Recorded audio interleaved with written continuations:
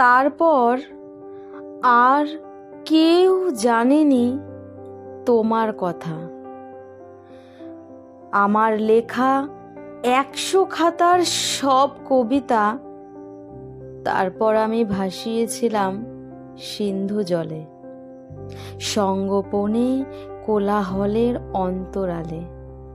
পাড়ের কাছে দাঁড়িয়েছিলাম একটা প্রহর, বলেছিলাম, সিন্ধু, তোমার জলের ভেতর ডুবিয়ে রাখো এক জীবনের সকল লেখা, ডুবিয়ে রাখো শব্দ দিয়ে অঙ্কিত সব চিত্র রেখা, ডুবিয়ে রেখো নিমজ্জমানের সূত্র কভু ভুলও হলে।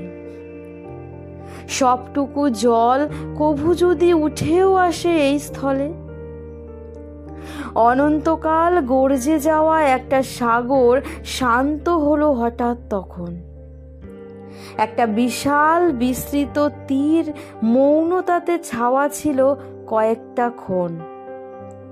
কেবল সেদিন সমুদ্রটাই জেনেছিল সব কবিতা।